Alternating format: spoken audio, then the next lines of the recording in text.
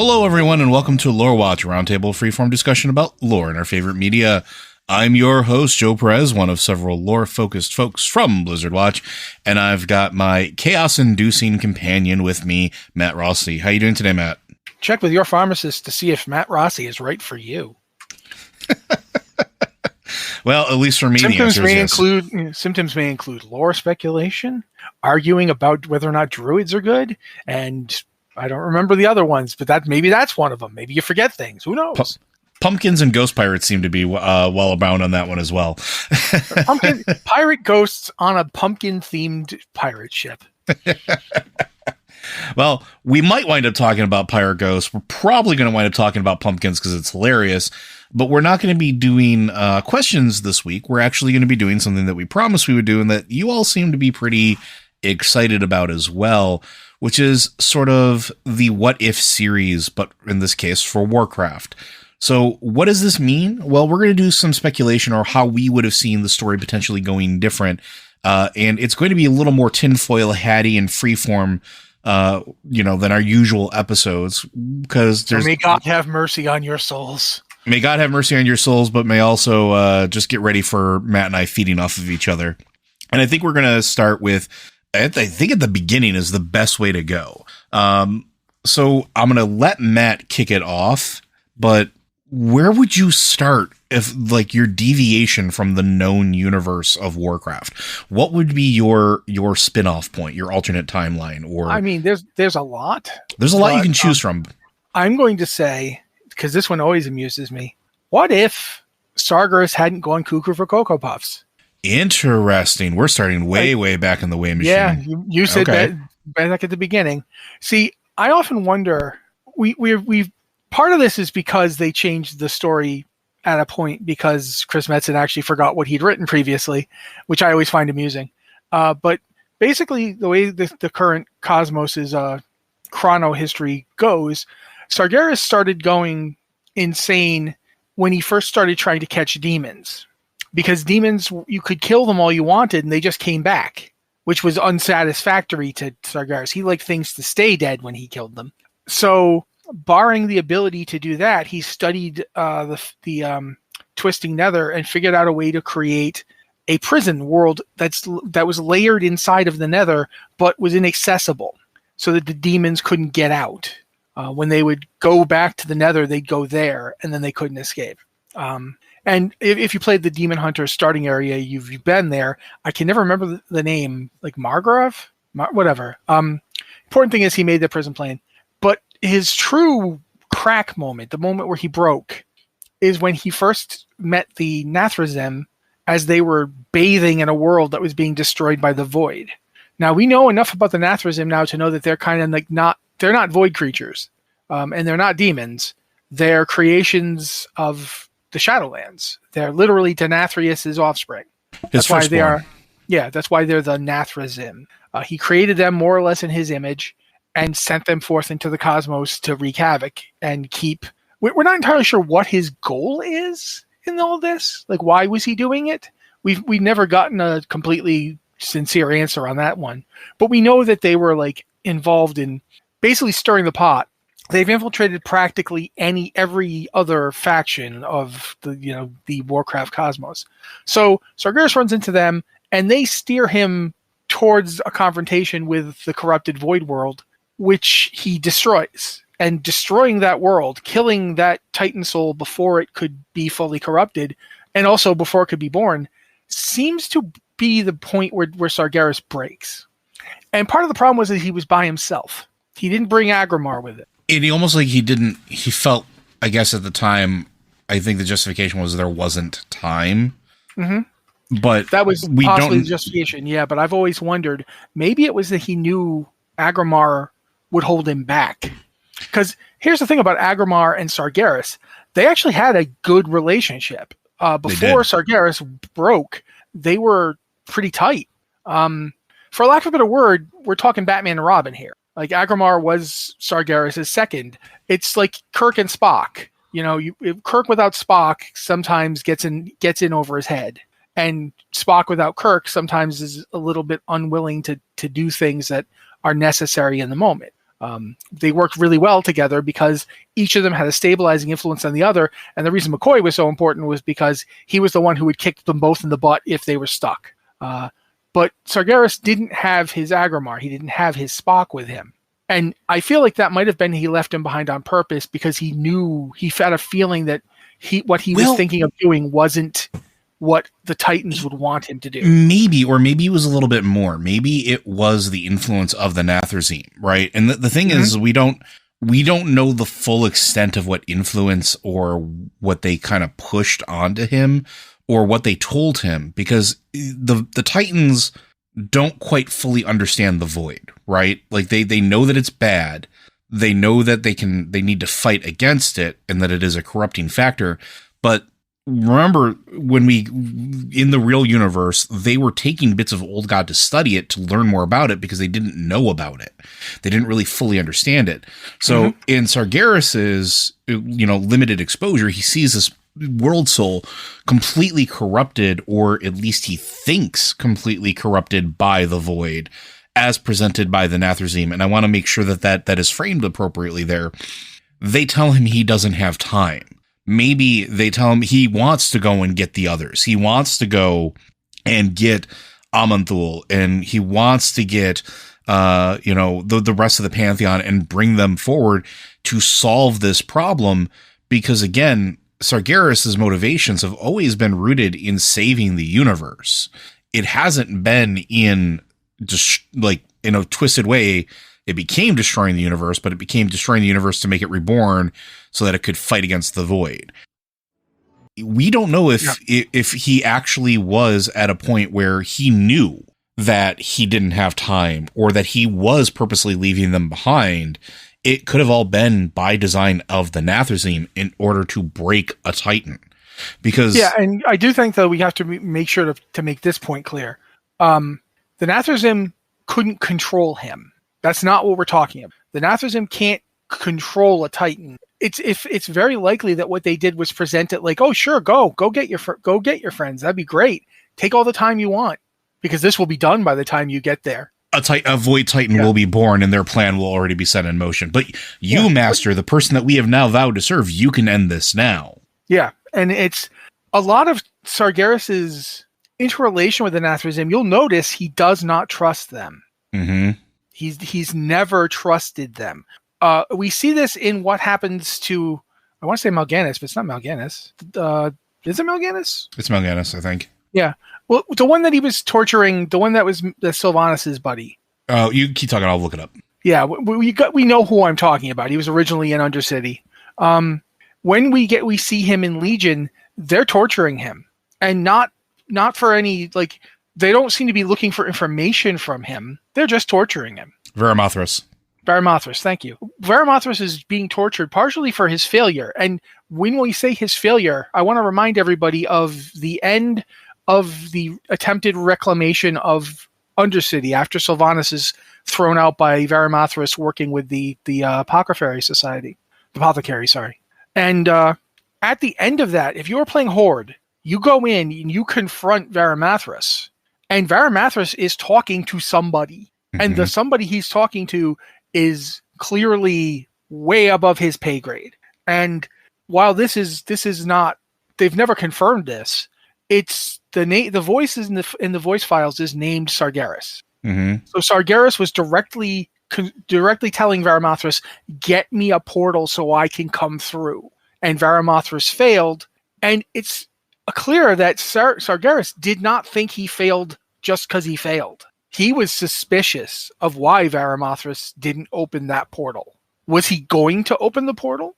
Was that ever his goal, or was he doing something else? So we've already got Sargeras not trusting the Nathrazim, which is, you shouldn't. But the problem is that they're useful.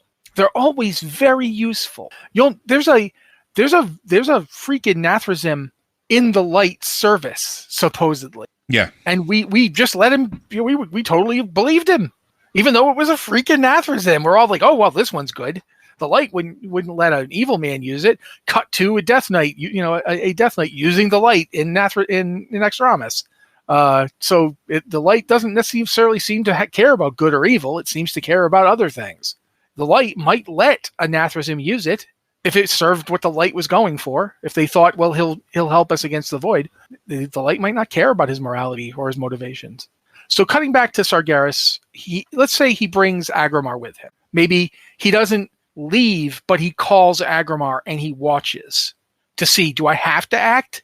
I'm going to watch. If that thing starts getting out of the planet, I'll rip it in half, but I'm going to wait for Agramar to get it. Agramar shows up. He's like, oh yeah, this is bad. It's good you called me. And the two of them come to the conclusion that let's say for the purposes of this, they come to the conclusion that they can't save the world. Mm-hmm. That it's too far gone. But now, when Sargeras destroys it, Agramar is there. Agramar is there to do a postmortem with him. Agramar is there to say, look, you didn't have a choice. This isn't on you. You did that was mercy. That wasn't murder. That poor thing, what would it have been? If we'd let that thing be born, the entire cosmos was in danger. It wasn't its fault. It's the void's fault. And with that, Sargeras is now, he's still just as obsessive, but now he feels supported. Because if you look at everything Sargeras does in World of Warcraft, especially in World of Warcraft, in Legion, he wants his family back. Mm-hmm. He wants them to help him. He wants them back so badly that he's willing to torture them and corrupt them to get them to agree with him. And so if he's got Agramar there who's like, yeah, what you did was right, but we need to be strategic about this, because that was where Agramar was better than Sargeras. Sargeras was the better fighter, but Agramar was the better strategian and strategist and tactician. He was the guy who could tell you, okay, no, that's what you want to do, but here's how we do it.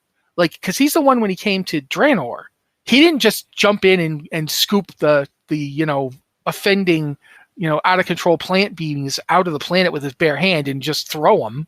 Mm-hmm. He was like, no, if I get involved in this, this planet's not going to be doing well. So I'm just going to make something on their scale, something that's about the same size they are. Cue to a giant walking mountain, because Agramar doesn't really understand just how small the things on Draenor are. But he's like, yeah, this is close enough. It's only about 13 miles tall. That's not a big deal, right?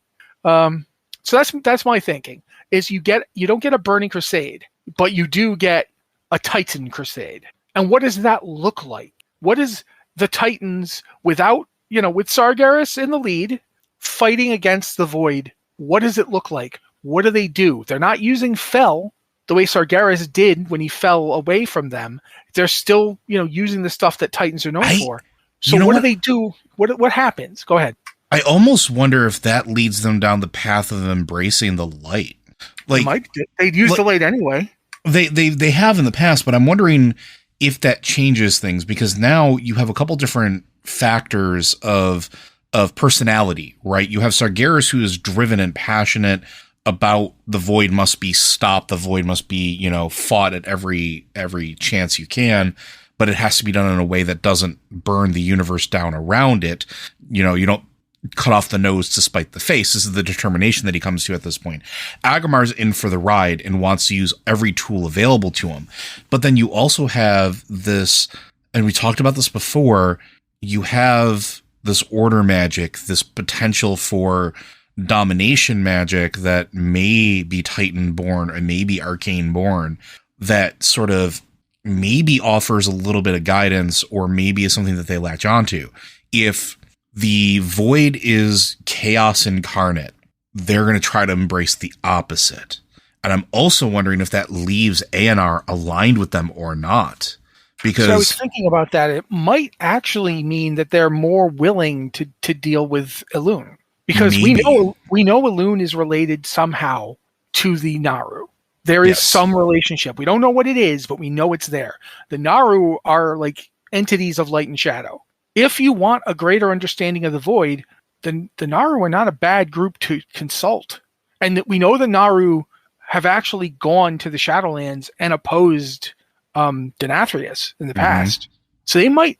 It's possible that the Denathrazim are known to the Naru. Oh, and then you get okay. So not only do you get that, maybe they do come forward, and maybe Elune comes forward, maybe ANR brings Elune to the Titans in a way of, hey, by the way, Elune's already been fighting the void. Yeah, she's actually got a guy who killed a Void Lord for us at one point. Killed a fell thing, one of those Void thingies.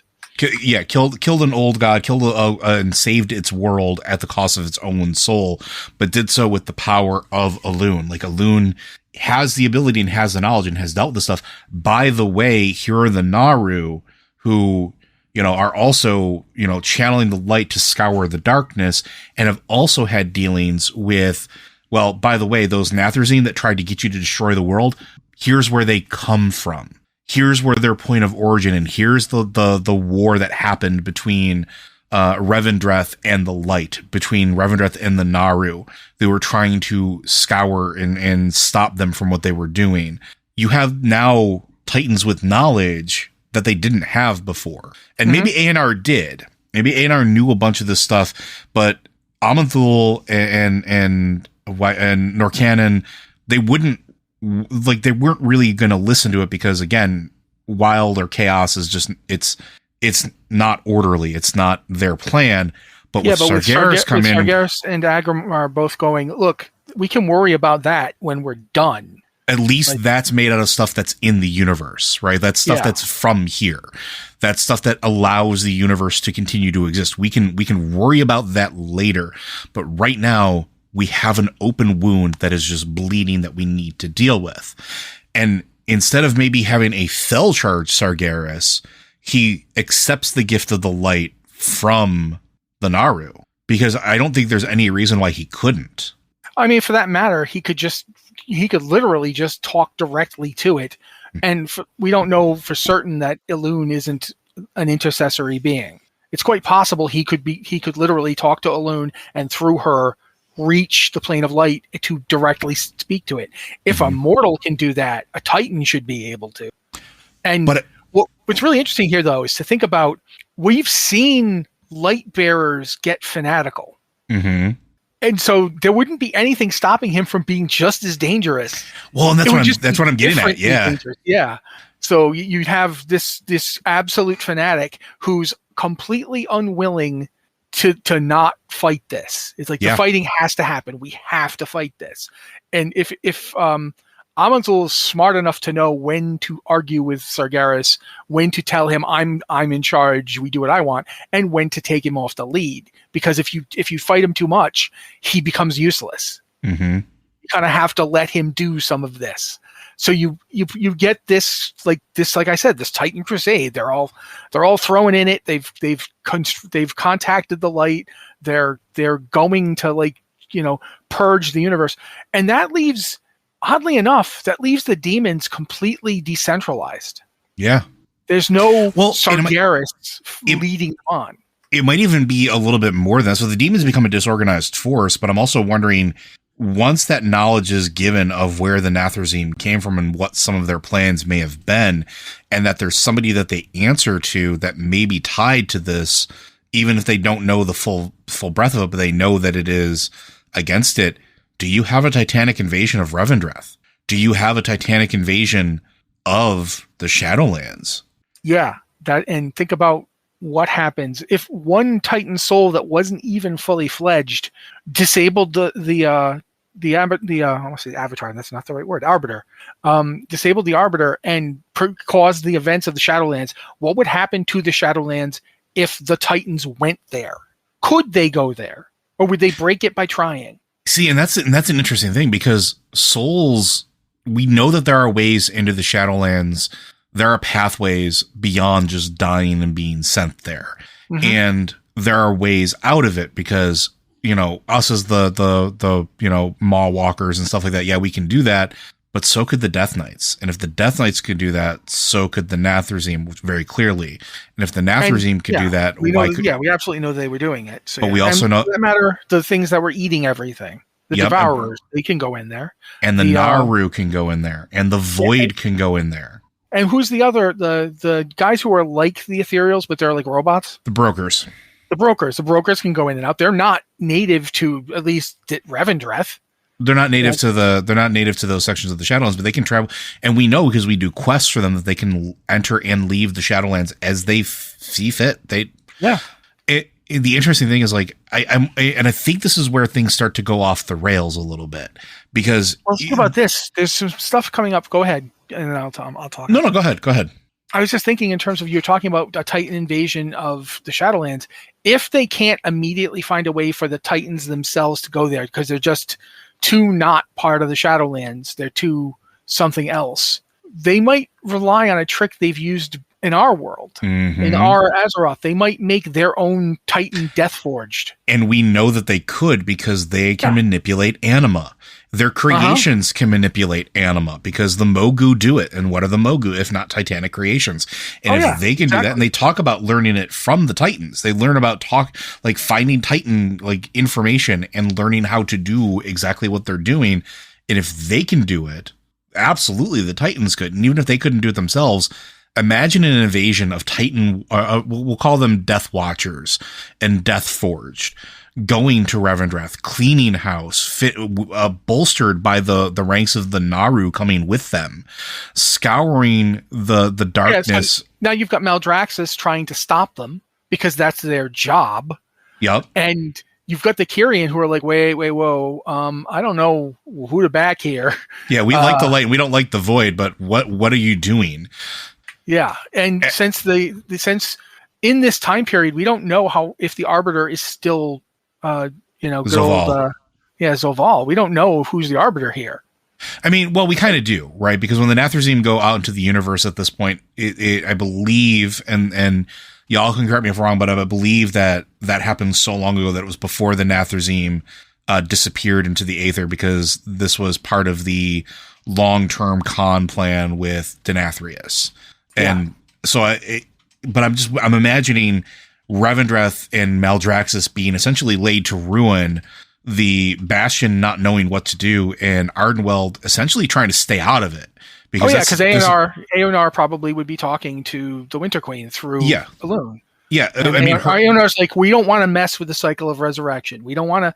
What you do is important. We have no reason to infiltrate that. But your brother, on the other hand, is working with forces of extreme darkness, trying to bring about the end or reorigination of the universe. We're going in there, whether you like it or not, and we would rather not do anything to you. And I think at that point, because Elune is presenting to her sister, and Aonar's maybe communicating with the Winter Queen probably wouldn't really have an incentive to get involved anyway. Yeah, right? Especially if it isn't affecting how Ardenweald works, that's her purpose. The only reason she got involved fighting Zovaal was that he was going to destroy everything, including the Ardenweald. And if they're leaving Ardenweald alone, then yeah. And I don't know that Bastion would necessarily want to get involved either, because at that point they're like, well, these are agents of the light. We know them. They have to have a reason. They're not agents of the void. They're actively seeking to destroy the void, and the void really messed up Bastion at one point. They took so many of our numbers, and honestly, our job is to make sure that the souls are ferried through here to here. That they have a chance to be there. But Revendreth, if what they say is true, because let's be honest, news would probably travel, especially if Aonar and Elune are talking with the Winter Queen. I'm certain couriers would be sent out. Maybe Maldraxxus would back off a little bit, maybe not. Maybe they would be decimated trying, doing their best. And then the thing about Maldraxxus is that they are very good at what they do. They are very good at what they do. They're not going to throw themselves into a conflict where they have to fight a guy who's as powerful as the Primus and is absolutely obsessed with destroying the void. And can create soldiers at the same speed that they can. Yeah, he can make beings. And there's a lot of Maldraxxus would fight, but they're not going to fight symmetrically because they're not stupid. They're going to be like, okay, we need to set up some delaying tactics. So we're going to put squads inside Revendreth to keep them occupied while we look for a weakness. And if we can't find a weakness, we're going to shore up our own defenses. Or if we lose Revendreth, okay, it's the Shadowlands we don't want to fall. Yeah, and I think I'm wondering if that's the presentation too. Like at one point in time, like maybe the leaders of the factions of the Shadowlands, of the Covenants that aren't Denathrius, are brought forward to have a conversation with avatars of Sargeras and avatars of Agramar, because you know darn well they're going to be in the front lines fighting in any capacity they can. And we know this. We know that they have the ability to cast portions of themselves into places. Yeah. So maybe they sit down and they're like, look, we don't have anything against you. You do your thing. We don't want to destroy the machinery of death and life and rebirth and all that stuff. But he knows something, and we need it because his agents are trying to destroy the universe. His children are trying to destroy the universe, and they are working with our enemy, the enemy that you also have because you do not like Void. And maybe they do back down and let them go after Denathrius. And yeah, it's possible. And even if it would probably take a couple bloody noses, but 100%. They wouldn't like just roll over for him. But once they figured out, okay, these guys are as powerful as we are, and they really want Denathrius. And does anybody here really like Denathrius? Because don't forget, that's one of the things that they talk about is like nobody really ever trusted him. Yeah. He was always a little bit slimy. I'm like, you could see like the Winter Queen going, I'm not going to lose Ardenweald because of that person. And, Kyrestria is like, yeah, I'm not seeing, we just get a different realm to deal with people who've got unforgiven sins. We just come up with a different pride. We'll come up with a different way to deal with pride. It's not that big a deal. Well, Kyrestria goes, we have things to deal with pride. Maybe we just up our production, right? Yeah. There's always the make people forget who they were. We can go with that one. But I think that's interesting because I think they would succeed. And I think that's where that starts spinning off and starts messing with the mechanics a little bit of the universe, is that Revendreth, I think, falls. And I think that there's nothing that they can do about it. And I think that's intentional. But I think from there, they go to the Maw. Because very clearly, the jailer, or, Zovaal at this point, he knows more than he's letting on to anybody, even probably Denathrius. But Denathrius would give him up in a heartbeat to save his own hide. Yeah, absolutely. Oh, you are more powerful than I am, and you can create an army faster than I can. I don't have enough power or anything to deal with this. Cool. He's over there. Go get him. I'll just go live in my sword for a few eons. And I think that would be interesting because now what you're looking at is whose inexhaustible supply is more inexhaustible. Yeah. And on the one hand, Zovaal can draw upon dead people. Although, if they're doing this at the right period of time, it hasn't been broken yet. Yeah, the Arbiter's still there, like the one they made out of like his mantle of office. Well, yeah, so because Argus isn't dead in this timeline. When we're talking about it, the machine isn't broken because Argus never got subjugated, and Argus never got killed and put through. Argus may have been born. It may have been joined with them. Oh! My word! I cannot believe I did not think of this. The Titan of Death. Yeah. But more importantly, his servants. The Eridar. Yep. The Light Forged Eridar. The Eridar that become Light Forged because they never fell. Archimonde killed Jaden. They never fell. Yeah. And now you have Light Forged versions of them. You have Light Forged versions of Velen. Yeah, and think about this. Sargeras would still have shown up on Argus in respect of all that they'd accomplished. He'd still make his spiel. He'd still recruit 100%. It would be a different crusade. There's no reason for them to say no. There's no reason for even Velen to say no. Because he's going to look into the future and the Light's going to be doing it. It's not going to be the Fel. It's not going to be they're all demons and monsters. It's going to be, wow, we're all going to be perfect. And think of the other repercussions of this, though, too. The other repercussions of this, while this is going on, and while they're dealing with it, while they're hunting the Void, there are key things that just never happen as a result of this. The Legion never gets made. Which means Sargeras never corrupts Medivh. Which means he doesn't need to. The Dark Portal is never opened. Or maybe not in the way that it was before. Forget because Sargeras never corrupts Medivh. Kil'jaeden never corrupts Draenor. I was just getting to that. Yup. The orcs never go down the road of the Horde. The orcs free themselves just like we would in the normal timeline. They free themselves. They never form an Iron Horde because that's not in... There's nobody forcing them to do that. There's nobody convincing them to do that. There's no reason for Horde at all. They don't form the Horde at all. I mean, they would probably still have the traditions that led to that, but they come up with those traditions to get themselves free of the ogres. That accomplished, they don't have a lot to fear from the Ogre Empire. And we know for a fact that without getting free from the Ogre Empire, players like Gul'dan don't have the power because there's no desperation letting them worm tongue their way into everybody's heads. You have a completely different trajectory where Draenor doesn't fall. And Gul'dan doesn't have anybody. So what power would be there for him to reach out to? There's no Fel. Probably the Void. There is the Void. Yep. And we know there's Void. I mean, even though there wouldn't be a fallen Naru and the Draenor, Draenei on Draenor, which wouldn't even be called Draenor. I guess we'd eventually have to call it Orc World or something. But there is the Void in the universe, and he could find it. And we know that there were crystals on Draenor that existed before the Titan, before not the Eridar, the Draenei, before the Draenei crash landed on the planet. There were crystals that sort of mimicked that light and darkness pattern that we don't really know the origin of. The Sethic stuff, the Arakoa. The Arakoa knew about it, but also look at, why can't I think of the Ashagan and think of stuff like that, where it's a burial ground, but in those burial grounds, there are touches of the Void because death, it's a portal. It's something that we've seen the Void exploit before. It's a high concentration of it. It could still creep in. It's still something that Gul'dan could reach out to. And instead of, like you're saying, I love when we're in the same wavelength. Instead of reaching out to the Fel, he reaches out to the Void. And then the orcs do have to unite to fight him and his followers, not necessarily worrying about anything else in the universe at this time. While this is going on Draenor, and we're just going to keep calling it Draenor for simplicity's sake. Yeah, obviously.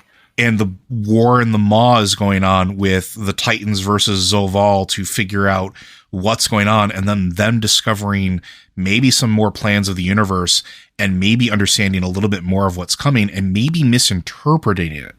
Because one of the things that I think is really interesting here is we know about the Devourers in the between spaces. They come from an area that is not really reality, but they eat things that exist, whether it's void or life or whatever. They don't care. They could misinterpret that as the void consuming all of that being what is referenced. And especially since we've got Sargeras as the chief fanatic of this group. Exactly. He's not going to listen to some idea that, oh man, go for it. I know what you're going. Go for it. The Primus likes the cut of Sargeras' jib. Yep. Why wouldn't he? The two of them are really of a like mind. After the initial problems, they get together. They start. After the Denathrius flips, the two of them sit down. When they go in, Zovaal has to be beaten down. But now it's not just the three, or it's not just the 3.5. We'll say, because we'll say Denathrius did a half butt effort, but it's not just the 3 against 1 or the 4 against 1. It's now the entire Titanic Pantheon, their army that they're creating out of the pure anima of the cosmos, or agents that they're sending through, made from the material of the universe. And all of Maldraxxus, and the Primus, and maybe Chirestria, maybe all of them would get involved. That's a lot.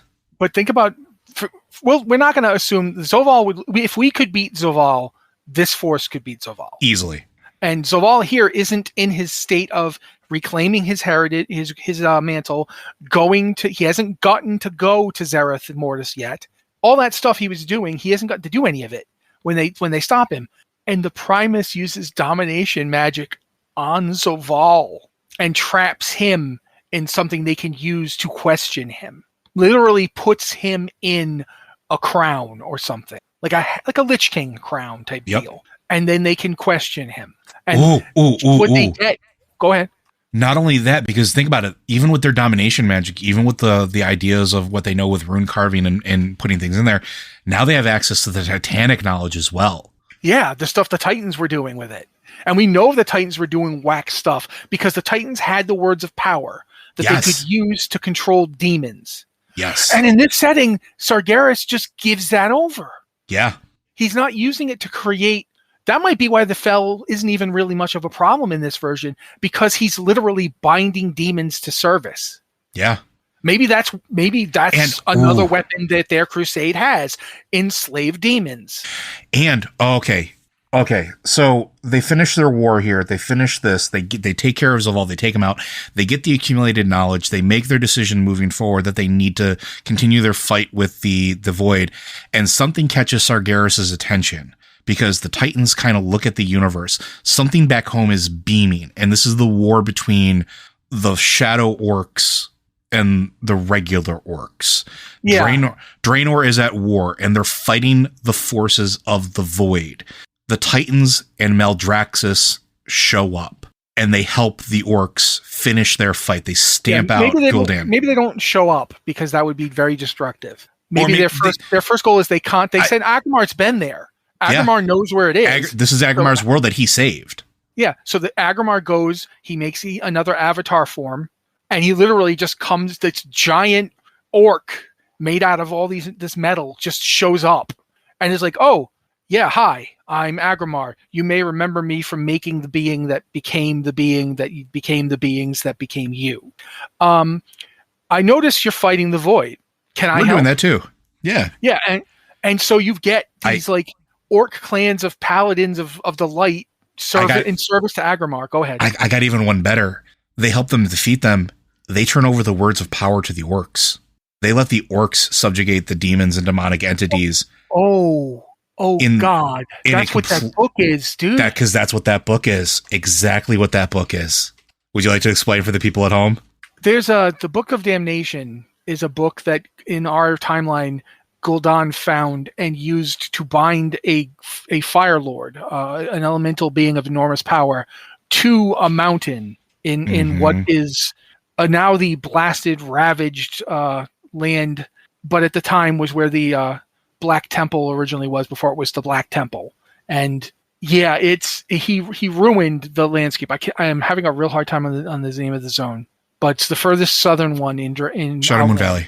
Shadowmoon Valley, thank you. When you go to Shadowmoon Valley in Outland, it's a blasted, fell and corrupted wasteland. And there is actually a site. There's an actual quest line where you stop somebody from using the Cipher of Damnation to summon an old god to Draenor, right? But this is an ancient book. Yeah, it not only is an ancient book, it's very similar to a tome we saw on Azeroth. Mm-hmm.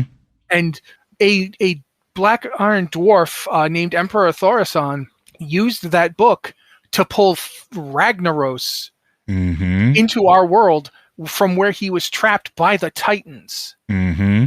So it would make sense that the Cipher of Damnation is literally the Titan words of power that allowed them to control and summon demons. But they're incomplete. Warlocks, they're incomplete, but they'd be much more complete if the Titans just gave them to you. Yeah, and they say, listen, we're going after the void. We see what you did here. We're glad that we helped you out. We're glad that we scoured, Gul'dan and his forces from Draenor and have purged it of this infection. But we need to keep taking the fight to them. Will you join us? And instead of them becoming Magar, or them submitting themselves to becoming Lightforged, or them becoming Fel corrupted, the Titans go, you did really well with this elemental stuff. Would you that book you have there, it's missing a couple chapters. Would you like us to fill in the gaps? We got the original. By the way, Sargeras wrote that. Yeah. By the way, Ganon did most of the work. Yeah.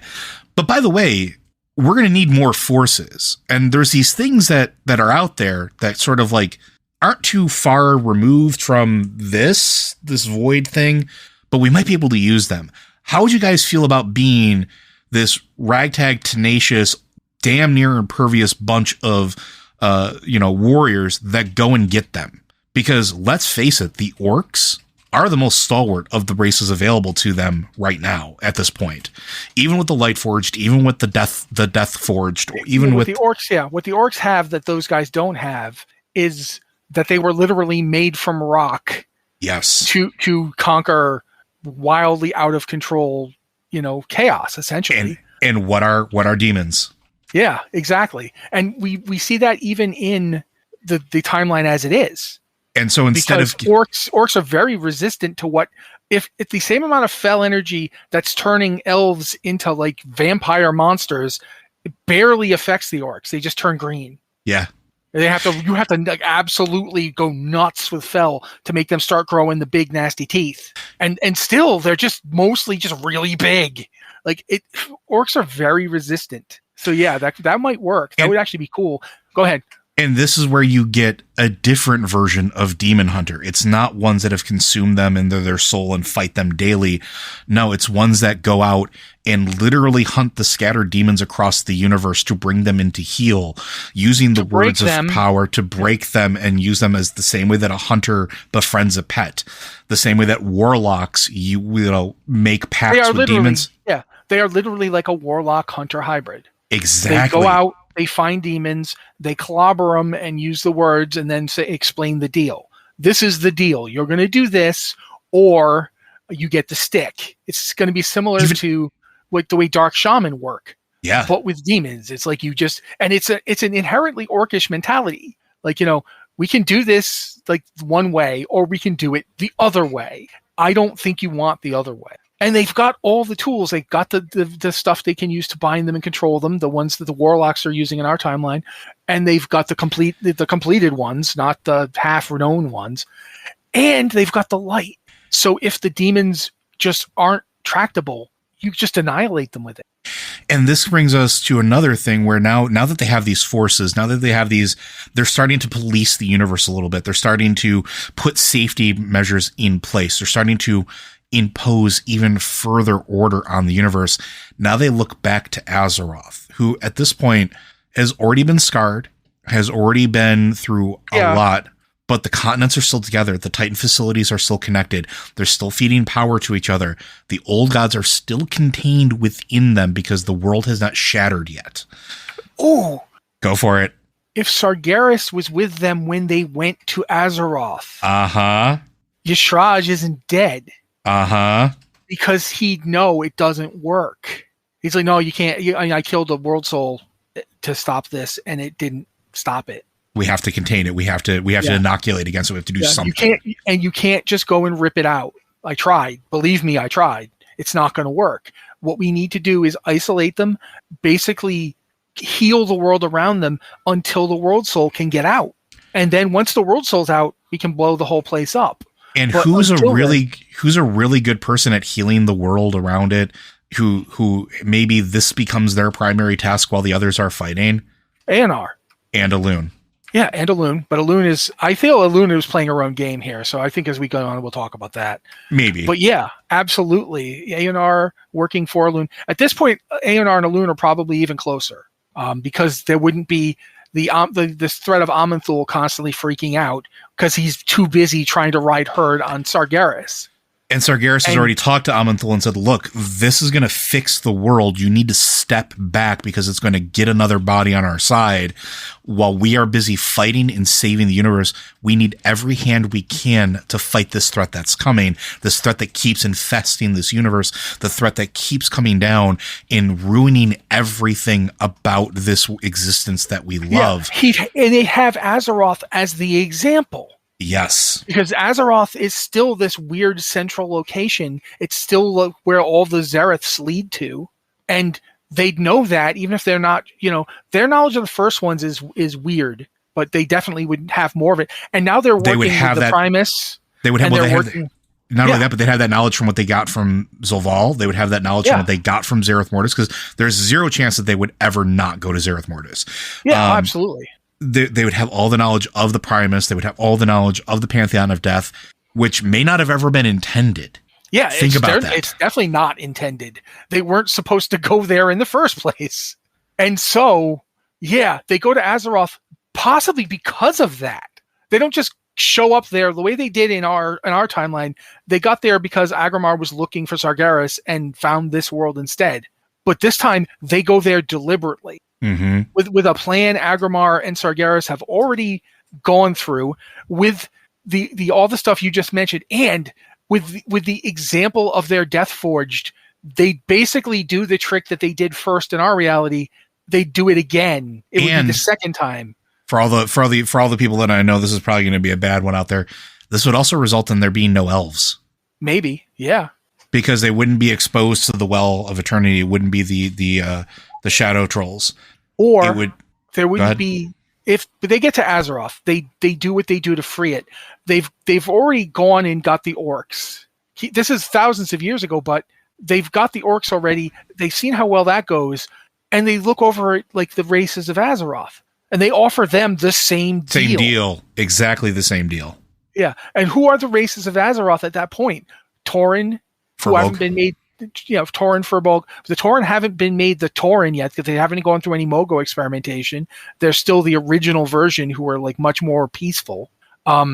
There's the Trolls, who are very young at this point. And there's the various things that are born of the old gods, like the... born of the wild gods. No, I meant the old gods here. The various things born of the old gods, like the Naraki and the Akir, they're getting wiped out. Mm-hmm. There's none of this. Those guys are dying. They're just going to get turned into ash. So the Trolls don't have that enemy in their future, and they don't have... they've got an example of Loa who are very real and powerful in a way that the wild gods just aren't. Yeah. And they're directly, I can imagine whatever, the proto-Zandalari of the Trolls are basically recruited. The Tauren are recruited. Not everybody goes along with this, but of the ones that are, they're going to be directly exposed not just to the Titan's power, but also to the light.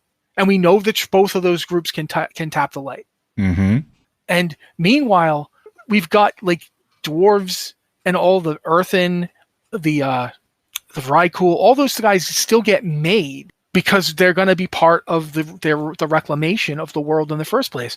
But now the Titans aren't a missing force. They're not distant and unknowable to their maker, to their creations. They're there. Mm-hmm. And Sargeras is leading them. Sargeras is very hands-on. We saw that when he was running the Legion. Sargeras would literally lead them. And so there would be none of this, what would the Titans want us to do? Oh, no, here, don't worry. It's exactly what we want you to do. So you could end up with this weird version of trolls that are just they're this weird half elf, half troll people. Mm-hmm.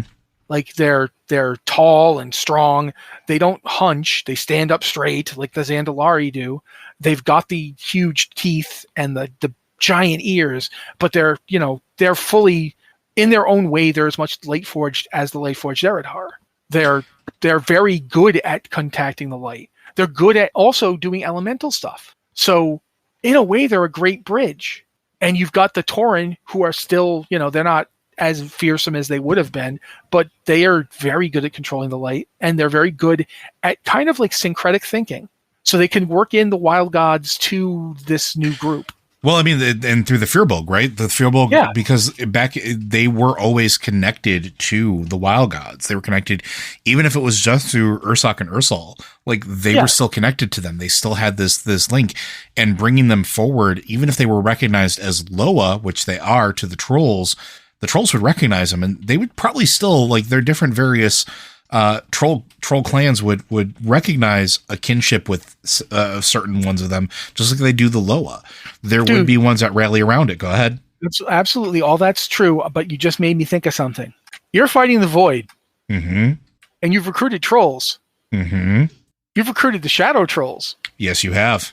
Who are extremely good at fighting in the darkness, and who worship who? Elune. Yeah. So in this version, Elune might directly make elves, because remember, Elune's the Temple of Elune. We see images of elves mm-hmm. at the temple. So Elune clearly tells them that that's the form she's in. So she might make the trolls just into. She might be take the form of a troll for that matter. She might just be a troll, or there's that would either way would be interesting. But you've got the Vrykul and the Earthen, and they wouldn't be getting the Curse of Flesh. So there'd be no humans, but there'd be Vrykul, mm-hmm. who are enormous, Viking humans. And I'm sure there's plenty of Vrykul in other parts of the world who served other Titans who look different.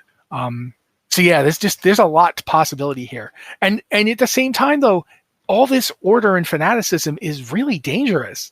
It's because you can't argue with them. So you've got the possibility for eventually, the problem is civil war. The worlds that the Titans come to with their crusade are every ounce of our lives is regimented. And then when we die, we go to the Shadowlands, and then our deaths are regimented. Mm-hmm. It's even the Revendreth is now run by the Titans essentially. And there's no escape. There's no freedom to be had. And this means that people start looking to the void. Like, oddly enough, by doing what they've done, by essentially stepping all over the Fel, by becoming like servants of the light, or at least working with the light, they've created such a rigid, omnipresent empire that the Fel starts to be appealing to people. Not the Fel, the void. The void, Fel could too, but the void gets the void starts getting a further handhold. Books or writings of Gul'dan start being filtered across the universe as things are moving across. Cults are born in the darkness. And before anybody says anything, this is not uncommon, right? There are instances in history of real world where this has happened. Like, you can go to their various cults of Rome if you really want to, and how many of those were born out of the essential counterculture of being under Roman rule, or how many of those. Look at the Emperor Helioglobus, also known as Elagabalus. He was Syrian, and he became emperor, but the Syrian people were subjected to Rome in much the same way that the people in Jerusalem had been. Rome had basically taken over that part of the world. And just on the other side of the border was the Parthians, the Persian descended peoples. And Helioglobus's religion was Cybele, the Great Mother. And it was weird. You should look it up. Seriously, the Cybele cult is nuts. He murdered people by burying them in feathers. And rose petals. But this is just to say that real life gives us the examples that dictate that this would potentially start happening. Yeah. And especially when you're railing against it, like, you wake up one day and you're like, man, this, like Matt said, like, everything is regimented. I have no control over it. Like, what is my life? And you have all these races that aren't. Yeah. Go ahead. Even death is no escape. Yeah. You people who can contact the dead will tell you, no, the Titans rule the dead. You'll be put to use in this battle there too. Like, there's no escape. And so you start to have that war against the void, not with an all-out assault, instead of what we're facing now, where we kind of know it's coming and we kind of know the players.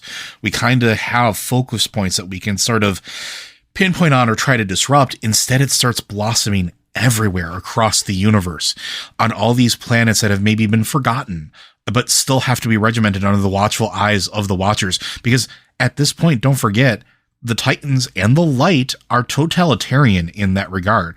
They are essentially like a fascist regime. You cannot argue against them. They know what's best for you. And if you do argue against them, well, you just happen to die and get used as a battery for all of eternity. Or maybe you get re-originated. Or maybe your, memories get erased. Because now they have the access to what happens in Bastion. Like, it starts to become that civil war where the universe starts to burn, not because the void assaulted it, but because the Titans kind of won. Titans crushed it. They literally crushed it. Anything that is, we saw how Amantul reacted to the idea of, letting a little nature into his war in our timeline. Imagine how much he'd do to try and get, especially after feeling put out by Sargeras and Agrimar and all these other forces he had to kind of work with. That he's the one who's going to be running the peace. Mm-hmm. And the peace will be run. It'll be the future will be a Titan's boot on the faces of everyone forever. Pax Titania, right? Like, it will be. Mm-hmm. It will be as long as you do what we tell you, everything will be great. We'll make sure that no hunger.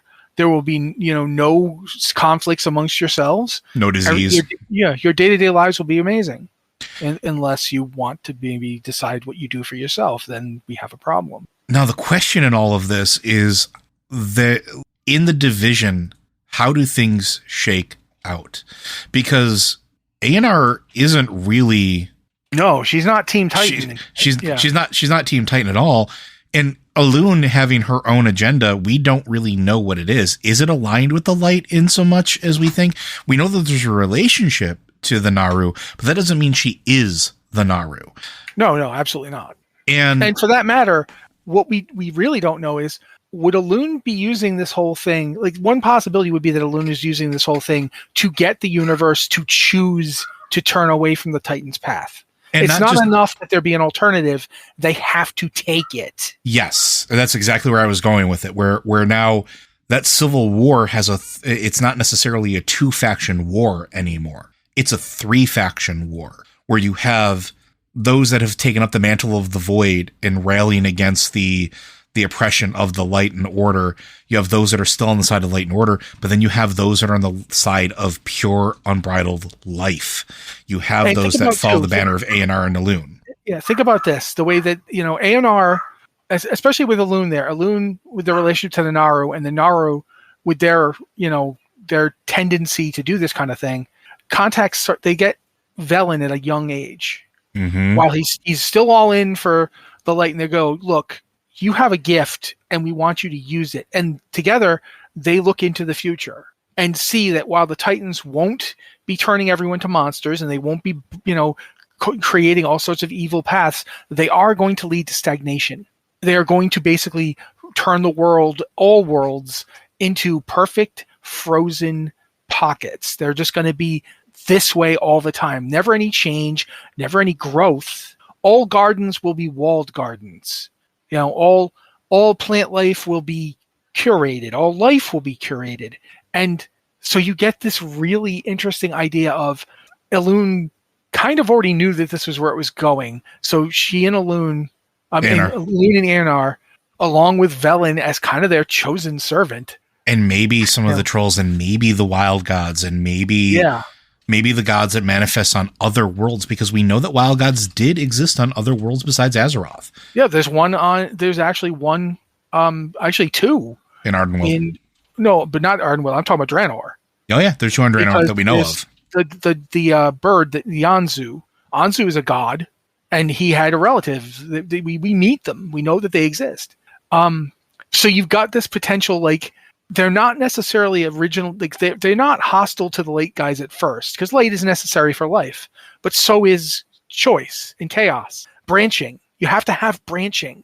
Things branch. If it can't branch, if you force everything in this one direction, it's not alive anymore. It'll just die. So they bide their time and they wait, and they effectively form kind of like a shadow regime that understands both of these things are necessary.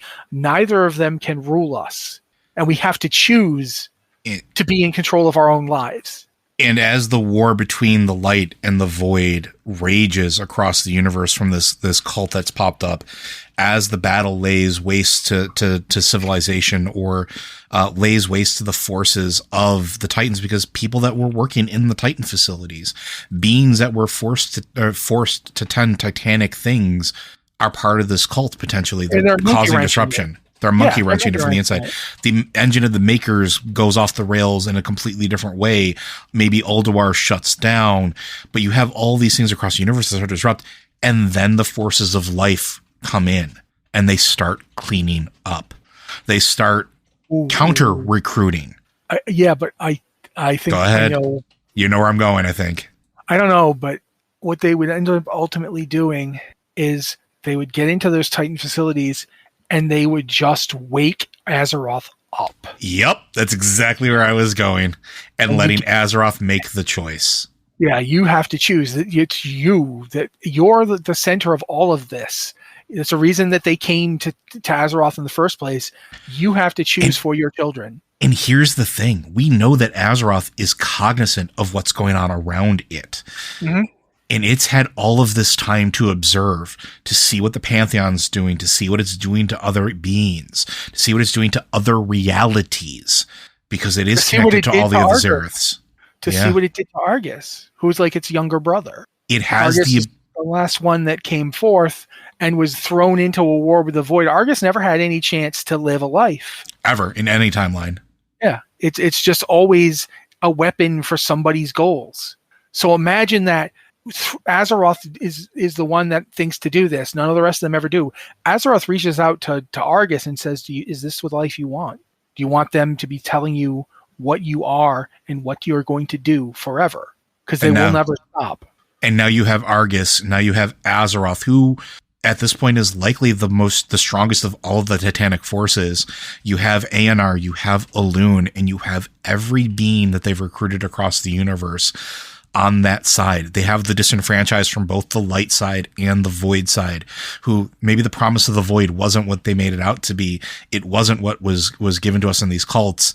But this is a better. It's too hard to predict what the void wants. It's too hard to know because the void doesn't want anything. But it wants everything. But Azeroth and Anar and the forces of life just want you to live. Yeah, that's all they want. Life.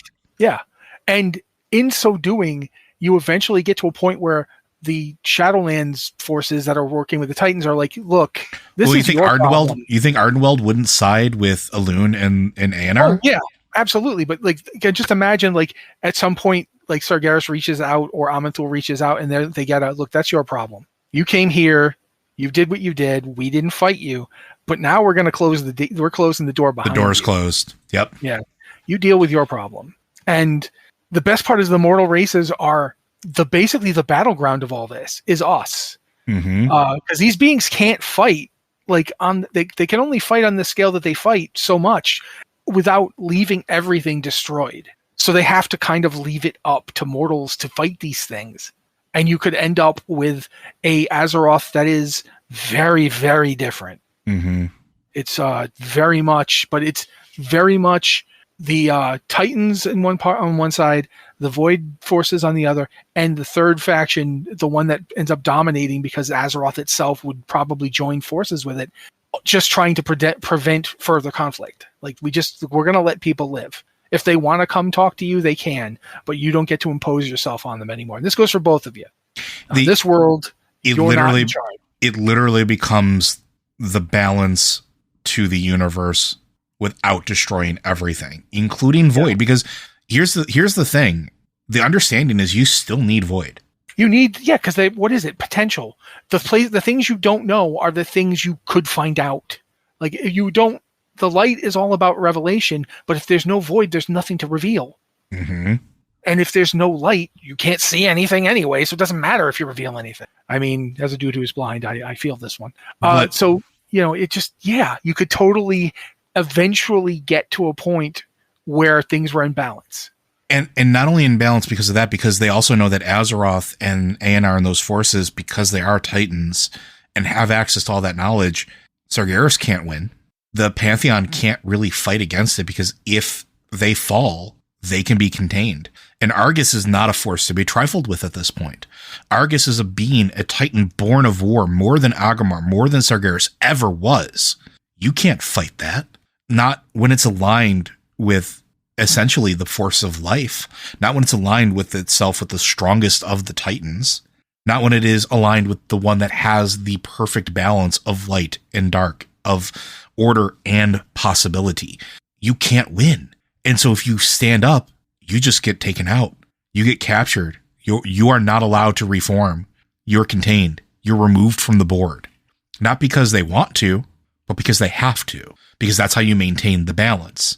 That threat becomes very real. Think about it. They understand that they have to. It's the Dr. Manhattan thing all over again, or the Ozymandias directive, right? It's you have to show the consequence. And so that consequence becomes we take one Titan out and we contain it. And we take a Void Lord out and we contain it. And then there's nothing that they can do about it. Yeah, it really would work. At least it could.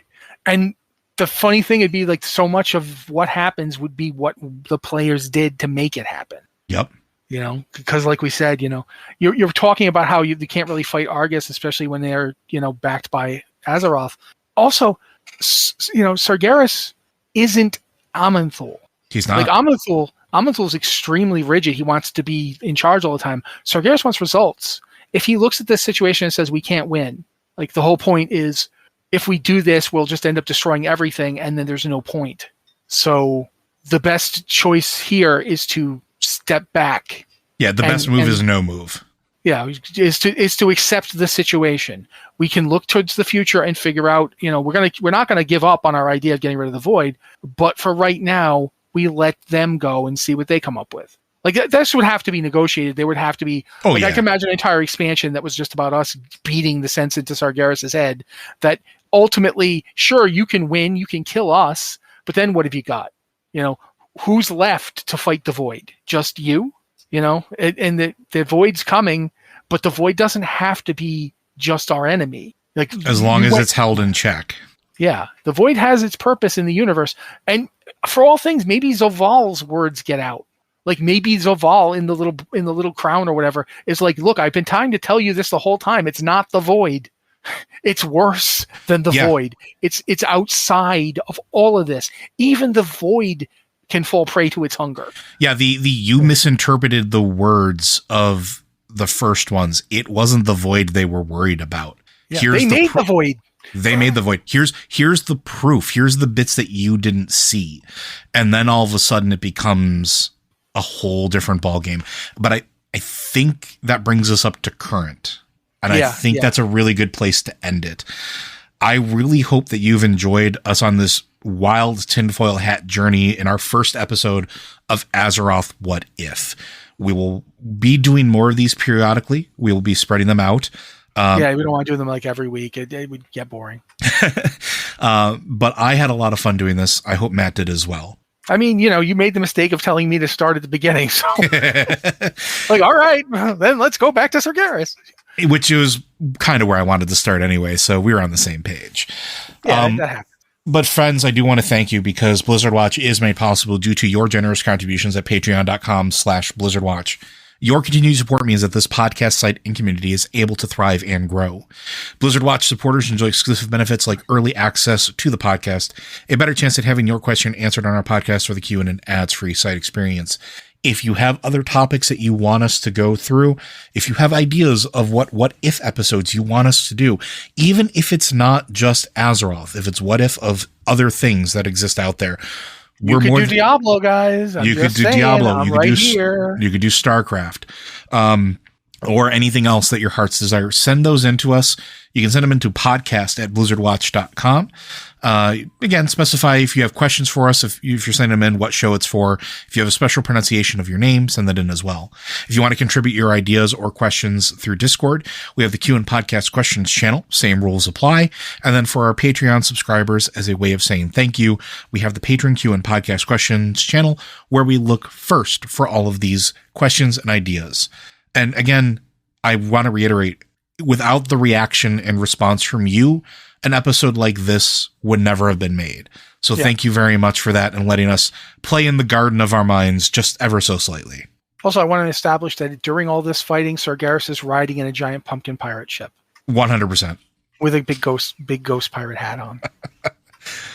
But with that, folks, we'll see you next week.